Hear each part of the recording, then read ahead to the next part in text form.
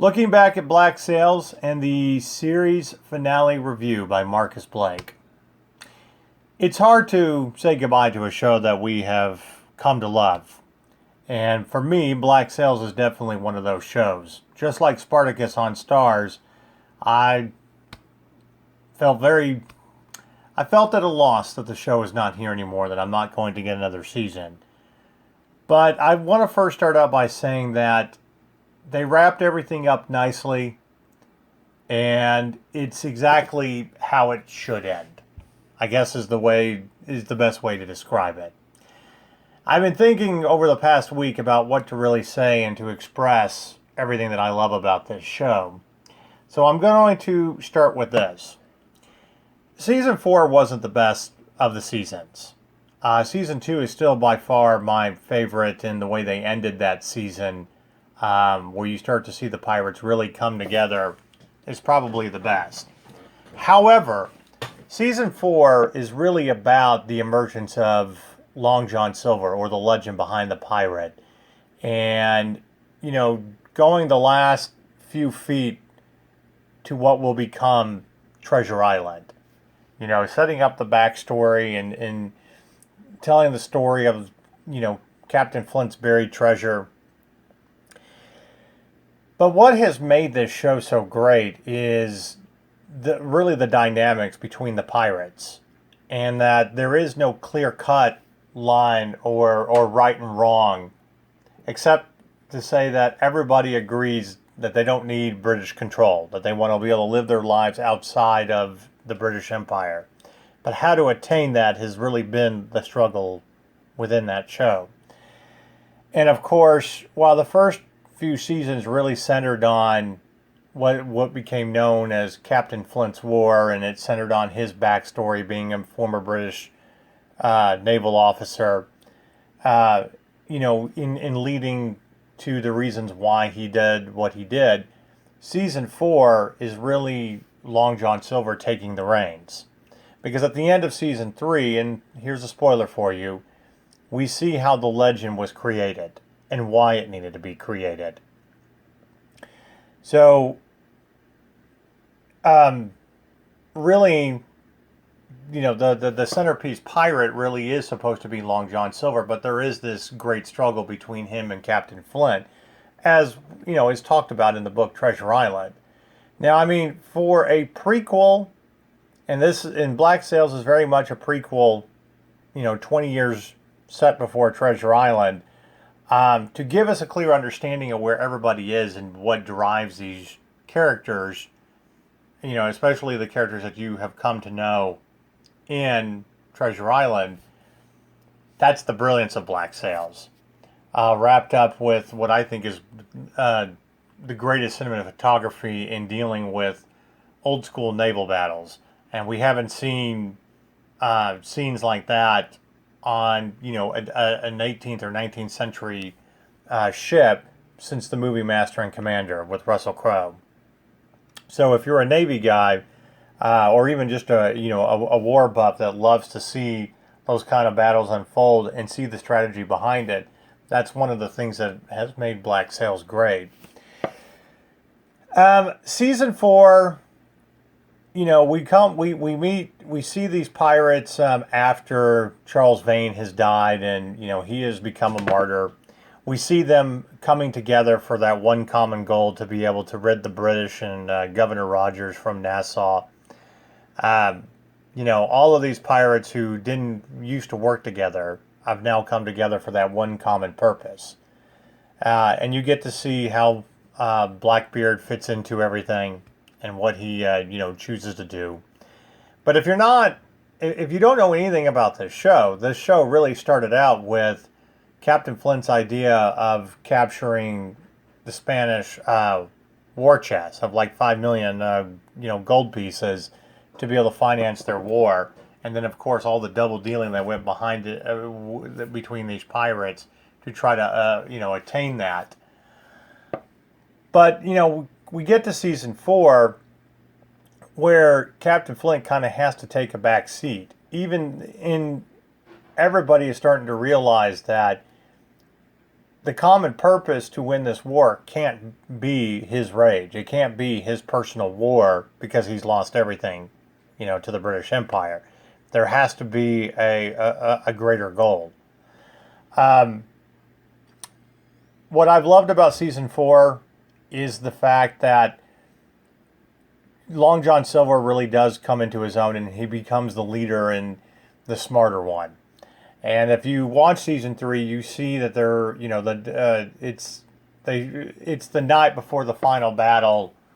The pirates on the slave island, and Flint and Long John Silver are talking, and Flint tells him that while this is working now, there will come a time that they will be against each other, and the outcome of this overall war will be determined by the outcome between those two and their differences. Basically, one of them is going to have to kill the other. That's what he's leading up to. And I think that's very true, because you can't have two chiefs or two commanders trying to control the war. And Captain Flint isn't really going to, relinquish control over everything, even for the legend of Long John Silver, which creates that tension that we need. On top of that, there's the uneasy alliance between the slave pirates, and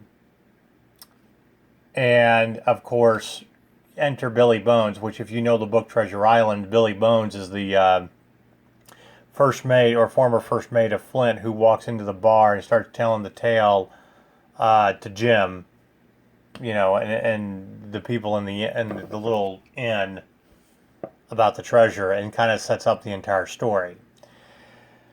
Now, if you know the real life story about these pirates, you know that most of them did not make it out. That Nassau was eventually sacked, and the British retained control, and that pirate haven was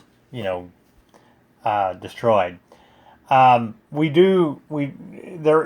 Much like Spartacus, where his body was never found, so you don't know how he truly died, or even if he survived or whatever. It's the only thing that we truly know, even though Captain Flint and Long John Silver are fictional pirates, is that Blackbeard did eventually die. Yes, Charles Vane was hung, but Captain Jack Rackham and Anne Bonny, well, especially Anne Bonny, she is the one that many think that went back to her former life before she became a pirate, and went back to her husband and bore children and lived into her 80s. At least that's what the story is told.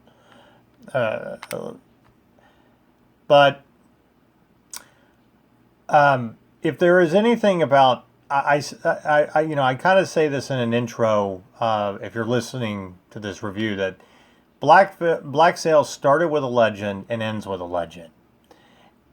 And I think Captain Rackham, towards the end of season 4, when the pirates have kind of won and they defeated Rogers, and this is obviously before the sacking of Nassau, but their whole thing is about trying to make a deal with other ship merchants who don't really want to deal with the British, but also to deal with a different market, I guess, is the best way to say it. And you're dealing with colonials who are already getting a bad taste of the British Empire in America. But he says, very simply, and this basically sums up Black Sails,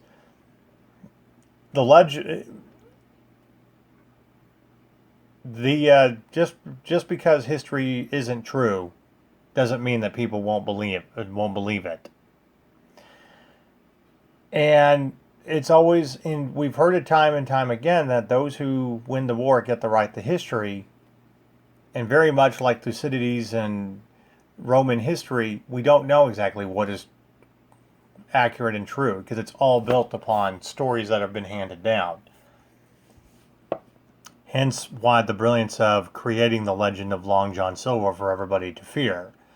And then, of course, you have the book about the histories and stories of the pirates, which probably over half of it is fictionalized to sell a book.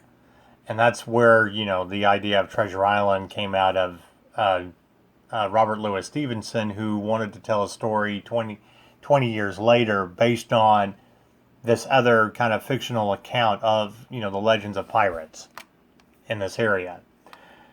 Well, the reason this is significant is towards the end of season 4, which I thought was great, is, kind of wrapping up everything nicely as they're coming to an agreement on how to run Nassau now, where it can't be pirates, that you actually have to have a governor. He makes the one request, and this is a bit of a spoiler, that when they write down the tale of Governor Rogers, when all of his debts have been purchased and he's being carted off to jail and stuff like that, he wants to help write that story. Because out of all the pirates, he's the one that truly understands that the greater the story, the greater the belief in the people. And again, it doesn't have to be true to get people to believe.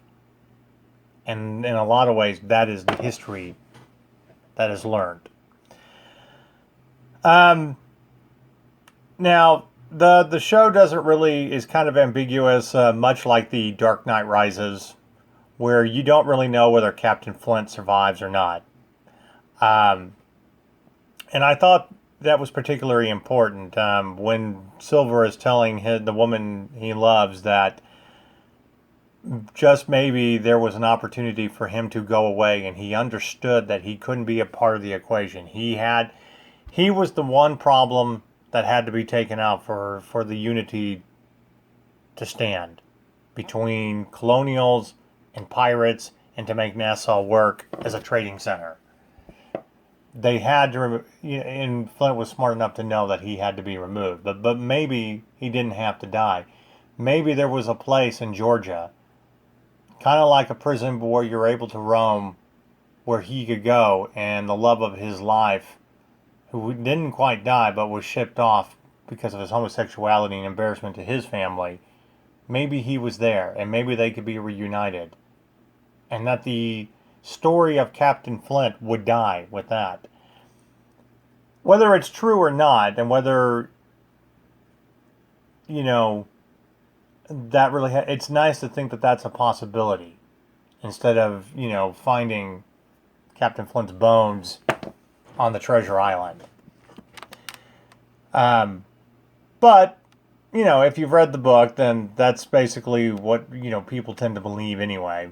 Anyway, I like how they kind of flip the notion on its head, that this is the way the story has to end for him. And he, of all people, understands that.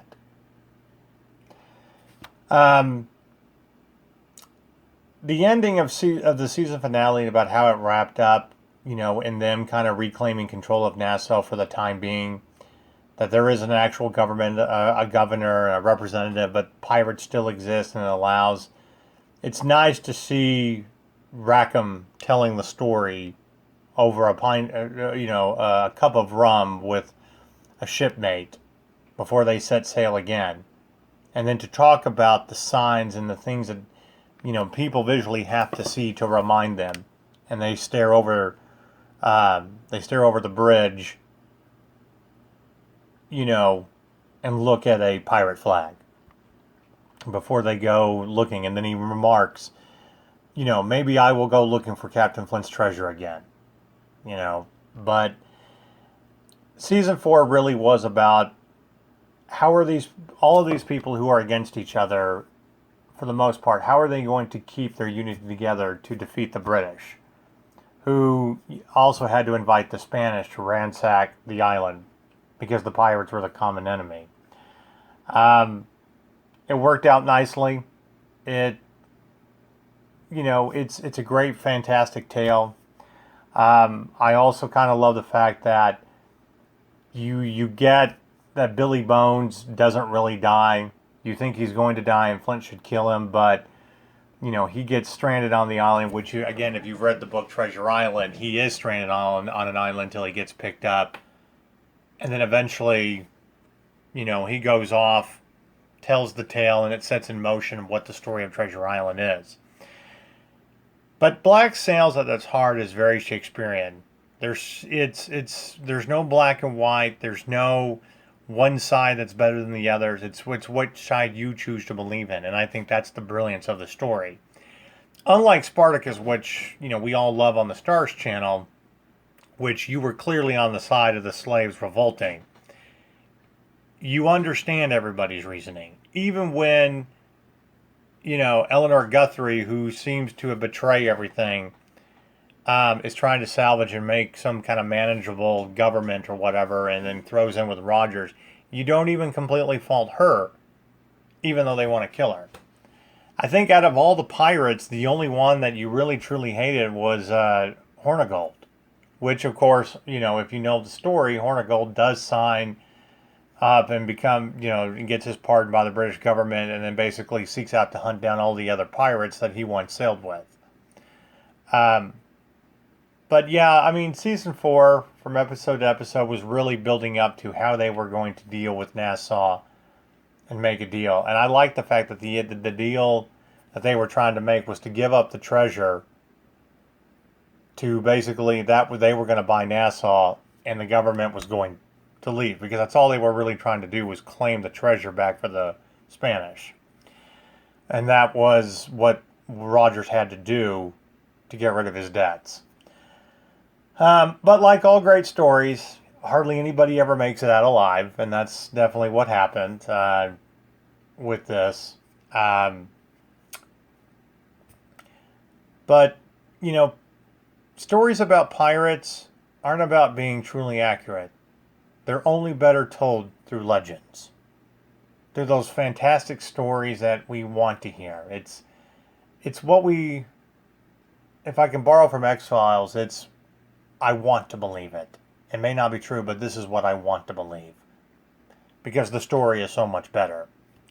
And they definitely did a great job of blending that into the story in season 4 to wrap everything up. About the only thing that we do know is at the end of season 4, Silver is alive, Billy Barnes is marooned, and Rackham and Captain Jack Rackham and Anne Bonny are pirates under the radar. And that there is a buried treasure out there somewhere that will set up what will become Treasure Island. And in regards to Blackbeard, I was disappointed about how he died. It was horrible. But then again, his real death, the real Blackbird's death, wasn't glamorous at all. So, if I have to rate season 4 and the season finale, it's not absolutely perfect, but it's a good 9 out of 10. It's how it should have ended. And the ambiguity of the end isn't some ridiculous thing like Lost, where, oh, they're in purgatory, and oh, they're about to be released, and oh, la la la la la, where you can debate it. The ambiguity is the story that they choose to tell about what happened, and about what you choose to believe. Because that's the best history of a pirate. That's the best history that can be told of these group of men who tried to defy the British government, and in the end really didn't succeed, but some got out, and that was succeeding in a way. I applaud the cast for such a great job. Toby Stephens was fantastic as Captain Flint. But after 4 seasons, they wrapped it up very nicely. And doing more probably would have been way too much. So you get 4 great seasons and you wrap everything up, and that's what it should be. And the naval battles were just fantastic. So that alone is why you should watch Black Sails if you've never seen it. And for the fans, I think that's one of the major reasons that it's going to be hard to say goodbye. And you never know. If you watch this, you might just get a hankering to read Treasure Island again. That was the first thing I thought of after seeing the season finale. I haven't read that book in 20 years, and maybe I need to go and read it again. So, 9 out of 10. That's my grade for season 4 and the season finale of Black Sails. And overall, looking back at the series is a 9. Not all seasons are as good as some, but they are all fantastic. And if you're looking for 40 great episodes of TV and Shakespearean drama mixed with pirates, something better than Pirates of the Caribbean. Because as funny as Johnny Depp is, it eventually gets old. Then I recommend looking at Black Sails.